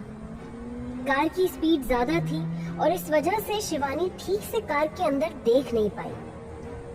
फिर एक बार उसे कार्तिक के उस कार में मौजूद होने का सिर्फ शक हुआ, लेकिन पूरा यकीन नहीं। शिवानी इस बात से मुश्किल में पड़ गई थी कि अगर वो कार्तिक था तो सच में ये एक खतरे की तरफ इशारा कर रहा था, क्योंकि कार में उस लड़के के साथ शिवानी ने एक लड़की यानी कि लावण्या को देखा था। शिवानी का शक और गहरा हो गया। शिवानी ने कांस्टेबल रावत को फोन लगाया और गायब लड़की के केस में हुई प्रोग्रेस के बारे में पूछा। वहीं परी टिब्बा की जमीन पर दर्द से तड़प रही आयशा ने राघव की आंखों में देखते हुए सवाल किया, आखिर क्यों कर रहे हो तुम मेरे साथ ये सब? मुझे जाने दो राघव। क्या राघव आयशा को अपने घर जिंदा वापस जाने देगा या उसकी सनक का शिकार बन जाएगी एक और लड़की? क्या होगा जब शिवानी राणा की होगी कार्तिक से मुलाकात? किस तरफ लेकर जाएगी राघव की हैवानियत उसकी जिंदगी को? जानने के लिए सुनते रहिए इश्क की दीवानगी, बेवफाई के दर्द और फितूरी सनक में डूबी ये कहानी, सन की इश्क। जब इश्क में घुल जाता है साजिशों का रंग और वो कर जाता है जुनून और पागलपन की सारी हदें पार, वो इश्क बन जाता है सन की इश्क। राघव आयशा को परी टिब्बा ले जाकर उसे धर्मशाला में ही रुकने के लिए कहता है। जब आयशा अपने शहर वापस जाने पर अड़ जाती है तो वो आयशा पर उस तरह से वार कर देता है। लावण्या के रिजॉर्ट वापस आने पर उसके पापा उसे बच्चों को पढ़ाने के लिए डांटते हैं। कार्तिक लावण्या के साथ बाहर घूमने जाता है। शिवानी उसे देखकर फिर से कंफ्यूज हो जाती है। अब आगे। उस वक्त राघव के चेहरे को देखकर आयशा को ऐसा लग रहा था जैसे उसके अंदर किसी इंसान नहीं बल्कि किसी खतरनाक जानवर की आत्मा उतर आई हो। खूंखार आंखों से उसने आयशा को देखा और नफरत भरी आवाज में चीख कर कहा, देख, अपने गले में पहने इस लॉकेट को देख। ये वही लॉकेट है जो मेरे बाप ने मेरी माँ को पहनाया था, लेकिन उस बेवफा औरत ने कभी मेरे बाप के प्यार को समझा नहीं। उसने भी वही किया जो सब औरतें करती है, बेवफाई। इतना कहकर राघव ने अपने माथे की चोट से घुटनों तक बहकर पहुंचे खून को अपनी जुबान से चाटा और फिर जमीन पर थूक कर हाथ में पकड़े उस तरह की धार पर अपनी उंगलियों को फहराया। आयशा जमीन पर रेंगते हुए किसी भी तरह उठकर भागने का मौका देख रही थी। राघव ने उसके पैर को पकड़कर उसे घसीटना शुरू कर दिया। आयशा ने रोते गिड़गिड़ाते हुए राघव से विनती की, प्लीज राघव, प्लीज, तुम जैसा कहोगे मैं वैसा करूंगी। प्लीज मुझे जाने दो, प्लीज। राघव ने झटके से पलटकर देखा और आयशा की जीन्स को उस तरह से चीरते हुए उसकी दोनों टांगों को घायल कर दिया और फिर राघव जमीन पर बैठ गया। उसने आयशा को एक बार फिर कसकर अपने गले से लगाया और झटके के साथ वो लॉकेट उसकी गर्दन से खींच लिया। फिर अपने लंबे बालों को झटकते हुए राघव ने अपनी गर्दन को घुमाकर आयशा के चेहरे से अपने चेहरे को रगड़ते हुए अजीब ढंग से कहा, अगर बेवफाई करना लड़कियों की फितरत है तो उसकी सजा देना राघव की आदत। और फिर बिना कुछ सोचे समझे राघव ने उस लड़की के बालों को उस तरह से उतारना शुरू कर दिया। पागलों की तरह राघव खरोच खरोच कर उसके सारे बालों को बेरहमी से हटा रहा था। न जाने कितने घाव इस वक्त आयशा के सिर और चेहरे पर लग चुके थे। वो जितना तड़प रही थी, राघव उतना ही वहशी होता जा रहा था। आयशा धीरे धीरे बेसुध हो गई। उसने बेहोश होते होते राघव से कहा, छोड़ छोड़ मुझे, राघव मुझे जाने। उसे अनसुना कर राघव ने आयशा के चेहरे और छाती पर उस तरह से ताबड़तोड़ वार करना शुरू कर दिया। राघव का चेहरा आयशा के खून के छींटों से रंग गया था। राघव ने अपने चेहरे को हाथ से पोंछा और आयशा को घसीटते हुए पहाड़ी के किनारे लाकर नीचे फेंकते हुए चिल्लाकर कहा, छोड़ दिया, जाओ, तुम आजाद हो। इस बेवफाई ने क्या रंग दिखाया है, खुद मुझे अपने इश्क का कातिल बनाया है। ये कहते हुए अपने पुराने अंदाज में राघव ने सीटी की आवाज निकाली और उस लॉकेट को अपनी जेब में रखकर वो जंगल के अंधेरे में गुम हो गया। उधर रिजॉर्ट में कार्तिक बेचैन सा अपने बेड पर करवटें बदल रहा था। वो जिस चीज की तलाश में था उसका मिलना अब कार्तिक के लिए बेहद जरूरी हो गया था। कार्तिक ने बेचैनी से अपने बैग की पॉकेट को टटोला और उसमें से एक छोटा सा पैकेट निकाला। ये देखकर कार्तिक की आंखें चमक उठी कि उस पैकेट में थोड़ा सा सफेद पाउडर बचा हुआ था। कार्तिक ने जल्दी से सिगरेट जलाकर उस सफेद पाउडर का लंबा कश लिया और फिर खिड़की से बाहर आसमान में चमकते सितारों की तरफ देखा। कार्तिक की आंखें उनमें से एक तेज चमकते सितारे पर अटक गई। उसे देखते हुए कार्तिक ने कांपती हुई आवाज में कहा, माँ, आप देख रही है ना, आपका बेटा इस पूरी दुनिया में कितना अकेला पड़ गया। आपको मुझे छोड़कर नहीं जाना चाहिए था माँ। कार्तिक ने अपना चेहरा दूसरी तरफ फेर लिया और अपनी आंखों के आंसुओं को बाहर आने से पहले ही खुद को नशे में डुबो लिया। दूसरी तरफ अपने 2 कमरों के सरकारी क्वार्टर में बिस्तर पर लेटी शिवानी राणा की आंखों की नींद उड़ी हुई थी। रह रहकर उसकी आंखों के सामने वो लाल रंग की कार और कार्तिक का धुंधला चेहरा घूम रहा था। शिवानी झटके से उठी और सामने लगे ब्लैक बोर्ड पर उसने एक तरफ कार्तिक का और दूसरी तरफ गौरी का नाम लिखा। शिवानी लड़कियों के मर्डर की पहेली सुलझाने की कोशिश कर रही थी। गहराई से सोचते हुए शिवानी ने कहा, जिस रात रॉकी नाइट क्लब में कार्तिक लड़की से मिला उस रात वो लापता हो गई। उसके बाद गौरी की डेड बॉडी मिली और उस लापता लड़की की डेड बॉडी तो क्या, कोई उसके बारे में सुराग तक नहीं मिल रहा। और अब शायद कार्तिक अपने नए शिकार की तलाश में। कहीं वो लड़की जो उसके साथ कार में थी वो उसका अगला शिकार तो नहीं। ये सोचकर शिवानी के रोंगटे खड़े हो गए। एक और नई हत्या की आशंका ने उसे पूरी रात सोने नहीं दिया।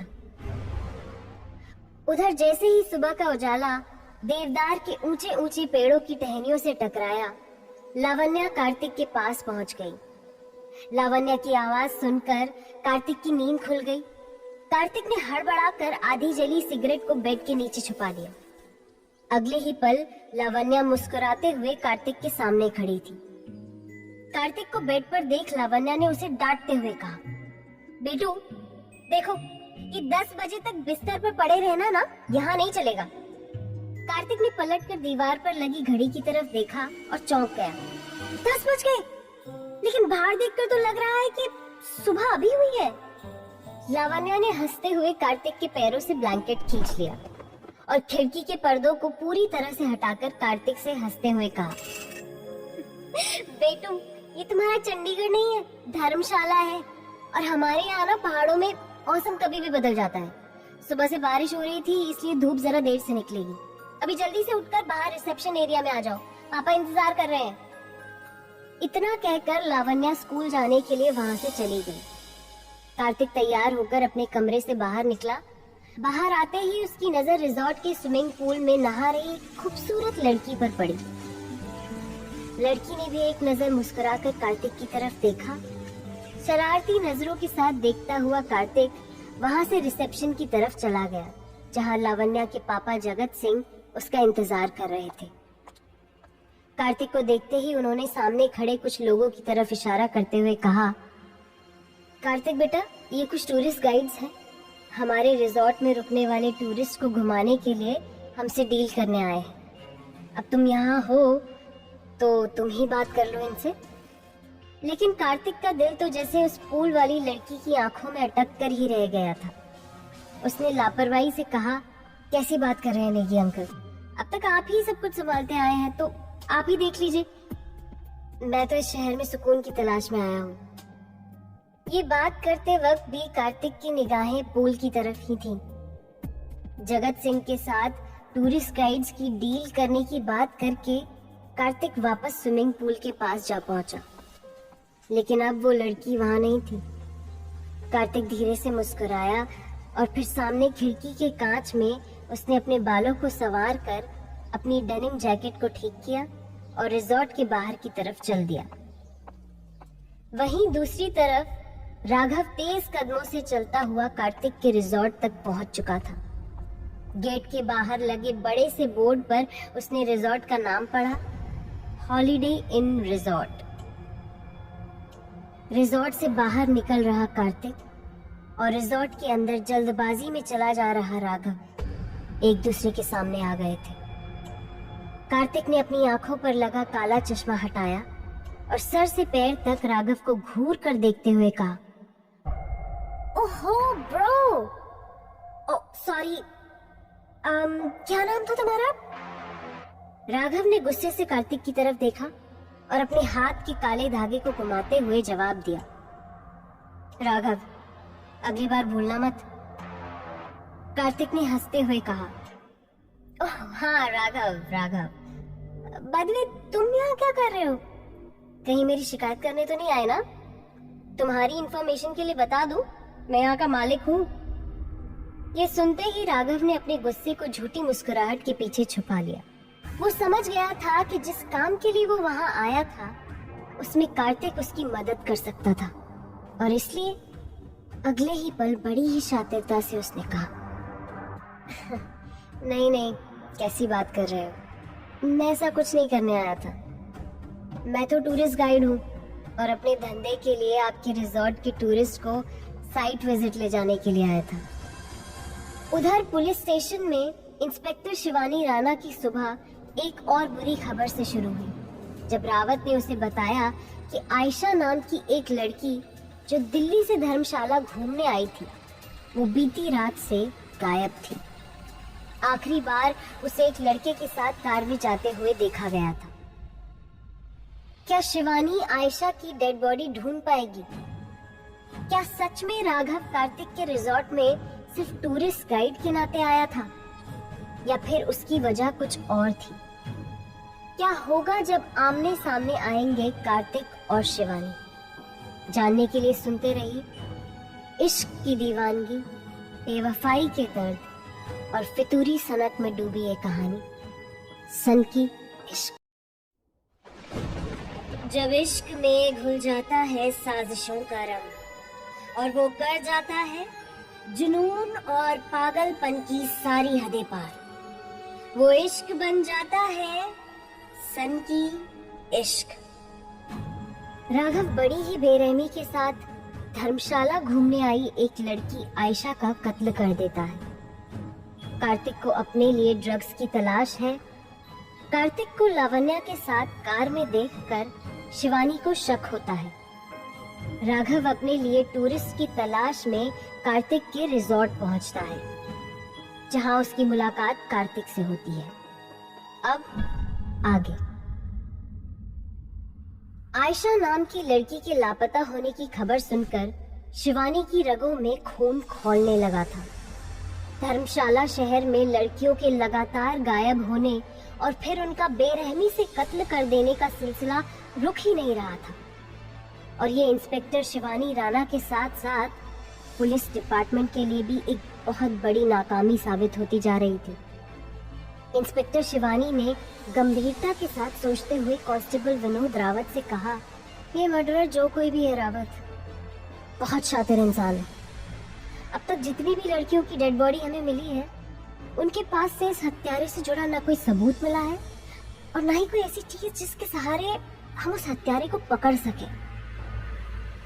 एक वैशी दरिंदा होने के साथ साथ ये मर्डरर इंटेलिजेंट भी लगता है।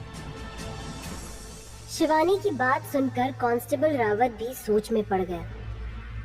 अपने हाथ में पकड़ी हुई केस की फाइल के पन्ने पलटते हुए रावत ने शिवानी राणा के चेहरे की तरफ एक नजर डाली और फिर कहा, कमाल की बात है ना मैडम, लड़कियों को मारने से पहले ये किलर उनके साथ शारीरिक संबंध नहीं बनाता। इसका मतलब कत्ल की वजह बलात्कार या छेड़छाड़ तो लग नहीं रही। फिर ऐसी क्या सनक हो सकती है? ऐसी क्या सनक है उसके दिमाग में जिसकी वजह से वो इन लड़कियों को इतनी बुरी तरह से मार रहा है? कांस्टेबल रावत की बात सुनकर शिवानी के होठों पर मुस्कुराहट आ गई। उसने कांस्टेबल रावत के हाथ से केस की फाइल को अपने हाथों में ले लिया। फिर रावत को बताया कि कातिल शायद लड़कियों के साथ शारीरिक संबंध इसलिए नहीं बनाता ताकि पुलिस डेड बॉडी से उसका डीएनए हासिल ना कर सके। शिवानी की बात सुनकर कांस्टेबल रावत ने उससे पूछा कि अब उन्हें इस केस में किस तरह से आगे बढ़ना चाहिए, जिसके जवाब में शिवानी राणा ने रावत से कहा कि सबसे पहले उन्हें उस रिजॉर्ट में जाकर पूछताछ करनी होगी जहां उस आयशा नाम की वो लड़की पिछले कुछ दिनों से रुकी हुई थी। रावत ने शिवानी को बताया कि मिली हुई जानकारी के आधार पर यह पता चला था कि आयशा हॉलिडे इन नाम के रिजॉर्ट में रुकी हुई थी। यह बात सुनते ही शिवानी राणा कांस्टेबल रावत के साथ अपनी जीप लेकर हॉलिडे इन रिजॉर्ट की तरफ निकल गई। वहीं रिजॉर्ट के अंदर टूरिस्ट की तलाश में आए हुए राघव से कार्तिक ने कहा कि टूरिस्ट के साथ डील करने के लिए उसे होटल मैनेजर जगत सिंह नेगी से मिलना होगा। इतना कहकर कार्तिक अपनी कार लेकर रिजॉर्ट से बाहर निकल गया। राघव जगत सिंह नेगी के पास पहुंचा और उनसे टूरिस्ट के बारे में पूछा, जिसके जवाब में जगत सिंह ने उसे बताया, तुम थोड़ा लेट हो गए बेटा, वैसे भी आज रिजॉर्ट में टूरिस्ट थोड़े कम ही हैं और जितने भी लोग हैं उन सब की साइट विजिट ऑलमोस्ट इन बाकी के गाइड्स के साथ फिक्स हो चुकी है। एक काम करो, तुम कल आना। जगत सिंह की बात सुनकर राघव उल्टे पैर ही रिजॉर्ट से बाहर की तरफ लौटने लगा, लेकिन तभी सामने से आती पुलिस की जीप ने उसके कदमों को वहीं रोक दिया। राघव ने जल्दी से अपना चेहरा दूसरी तरफ करके खुद को पुलिस की नजरों से बचा लिया और फिर रिजॉर्ट के दूसरे रास्ते से चुपचाप बाहर निकल गया। वहीं धर्मशाला की सड़कों पर किसी खास चीज की तलाश में निकले कार्तिक की नजरें रॉकी नाइट क्लब के बोर्ड पर पड़ी। धर्मशाला आते वक्त रास्ते में मिले एक चरसी ने उसे रॉकी नाइट क्लब का एड्रेस दिया था और कहा था कि वहां पर उसे वो सब मिलेगा जिसकी उसे बड़ी बेचैनी से तलाश थी। रॉकी नाइट क्लब में पहुंचते ही कार्तिक ने वहां पर बैठे हुए एक कम उम्र के लड़के से पूछा, मुझे सफेद पाउडर चाहिए। उस लड़के के हाथों में बियर का ग्लास था।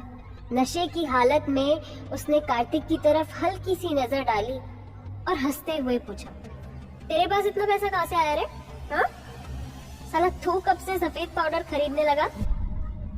उस लड़के की बात सुनकर कार्तिक एक पल के लिए हैरान रह गया, लेकिन उस लड़के ने उससे इस तरह बात की जैसे वह उसे पहले भी देख चुका है। कार्तिक ने अपनी आंखों पर लगे हुए गॉगल को हटाया और फिर हंसते हुए उस लड़के से सवाल किया, bro do I know you? लड़के ने अपनी पलकें झपकाकर कार्तिक के चेहरे को गौर से देखा और फिर हड़बड़ाकर वो अपनी जगह से उठ खड़ा हुआ। माफ करना सर, वो मैं आपको कोई और समझ बैठा था। आप 15 मिनट रुक जाइए, हमारा एक सप्लायर है, वो अभी आता ही होगा। वो क्या है ना सर, ये नाइट क्लब है, रोज कुछ ना कुछ कांड होता रहता है यहाँ पर, और पुलिस सबसे पहले इधर ही आती है, इसलिए यहाँ पर ना हम माल रखते नहीं है। उस लड़की की बात सुनकर कार्तिक वहीं रॉकी नाइट क्लब में बैठकर सप्लायर का इंतजार करने लगा, और उधर रिजॉर्ट के अंदर शिवानी राणा जगत सिंह नेगी के पास जा पहुंची। उसने जगत सिंह से जब आयशा की डिटेल पूछी तो जगत सिंह ने उसे बताया कि आयशा बीती रात जल्दी ही चेकआउट करके एक लाल रंग की टूरिस्ट टैक्सी में निकल गई थी। लाल रंग की कार का नाम सुनते ही शिवानी राणा के मन में बीती रात का वो सीन याद आ गया जब उसने कार्तिक को लावण्या के साथ देखा था।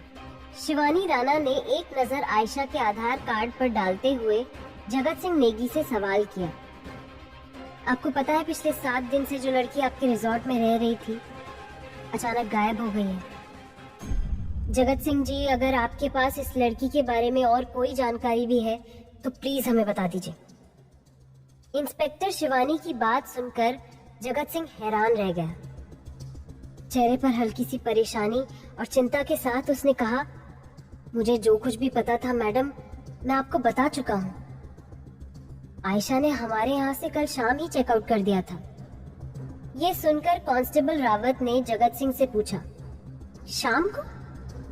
लेकिन अभी तो आप कह रहे थे कि आयशा आपके होटल से रात को चेकआउट करके गई थी।